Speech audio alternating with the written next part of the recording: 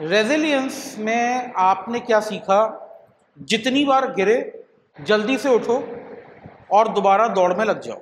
आप गिर रहे हो, उठ रहे हो, भाग रहे हो, गिर रहे हो, उठ रहे हो, भाग रहे हो।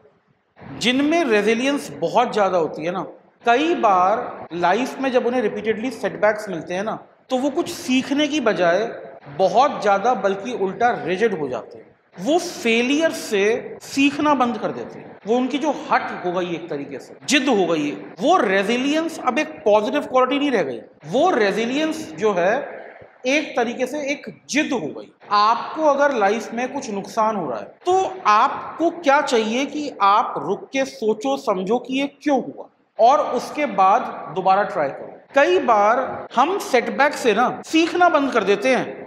हमारे लड़ने की क्षमता इतनी ज्यादा हो गई कि अब हम केवल लड़ रहे हैं।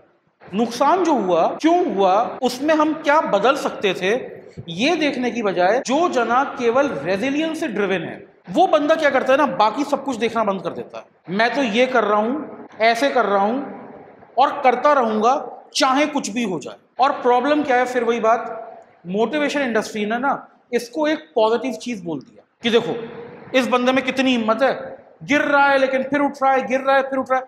अरे भाई, अगर बार बार गिर रहे हो तो कारण तो इन्वेस्टिगेट करो। रेजिलियंस आप में बड़ी अच्छी बात है, आप फिर उठ के चालू हो गए, फिर उठ के चालू हो गए, फिर उठ के चालू हो गए, लेकिन हो क्यों रहा है ऐसा? जब हम बहुत ज्यादा रेजिलियंट होते हैं ना, तो हम एक्चुअली अपने लिए बढ़िया काम नहीं कर रहे हैं, हम एक्चुअली अपने लिए बुरा काम कर रहे हैं। हम टनल विजन हो गए, हमें सिर्फ एक ही ऑप्शन दिख रहा है जो हम कर रहे हैं, और क्योंकि हम रेजिलियंट हैं हम गिर रहे हैं लेकिन तब भी हम हार नहीं मान रहे। कई बार रेजिलियंट होने से ज्यादा इंपॉर्टेंट है अडेप्टेबल होना। अगर तुम गिरे हो तो कारण समझो, और अगर तुम्हारी स्ट्रेटेजी में कुछ कमी है तो दोबारा भिड़ने की बजाय उस कमी को पहले ठीक करो। वरना क्या होता है ना, एक फिनोमेना है फटीग ऑफ रेजिलियंस, थकान हो जाती है।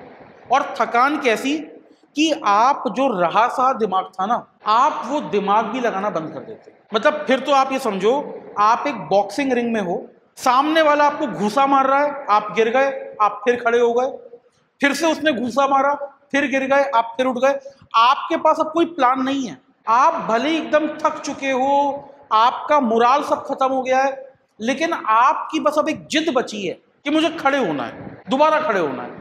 खड़े होके क्या करना है मुझे नहीं पता। आप थक चुके हो, आप बिटर हो चुके हो, आपको सब चीजों में मजा आना बंद हो गया, लेकिन आप अड़ियल बन गए हो। अब गिर रहे हो, उठ रहे हो, गिर रहे हो, उठ रहे हो, और मेंटली आप इतना थक चुके हो कि अब आपको भले ही मजा भी नहीं आ रहा उस काम में।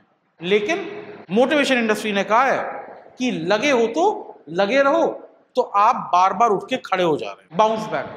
लेकिन इस बाउंसिंग बैक का ना कोई फायदा नहीं, क्योंकि अल्टीमेटली क्या हो रहा है, तुम जिस गोल को परस्यू कर रहे थे, तुम्हारे मन में उस गोल की वैल्यू, इंपॉर्टेंस, रिस्पेक्ट, वो भी सब खत्म हो गई है। बस अब तो केवल जिद बची। आप अंदर से थक चुके हो, टूट चुके हो, हार चुके हो, लेकिन आप अभी भी अपना जो पाथ है उसको इन्वेस्टिगेट नहीं करना चाह रहे। आप जो कर रहे हो आप उसको इन्वेस्टिगेट नहीं करना चाह रहे, बस आप जो कर रहे हो वो करते जा रहे हो। ऐसी जिद, ऐसी हट किसी काम की, ये आपको लाइफ में केवल बिटर बनाएगी, ये आपको केवल थकाएगी, और सबसे बड़ी प्रॉब्लम, आपको अपना रास्ता चेंज करने से भी रोकती रहेगी।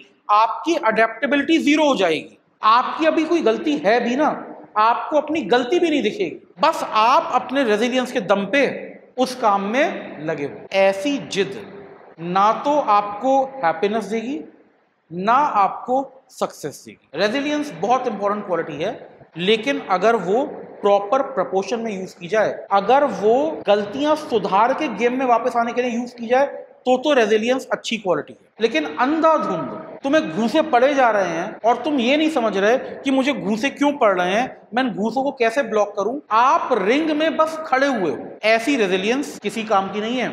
ये केवल आपको लाइफ में पिटवाएगी, गिरवाएगी और दुखी रखेगी। आपको भले ही मन में लग रहा है मैं स्ट्रगल कर रहा हूं, आपको लग रहा है कि मैं कोई बढ़िया काम कर रहा हूं, लेकिन आप टनल विजन हो गए हो, आपको बाकी ऑल्टरनेटिव दिखने बंद हो गए हैं, बाकी रास्तों के बारे में सोचना आपने बंद कर दिया है। बस आपने जो एक रास्ता पकड़ा था आप उसी पे चले जा रहे हैं।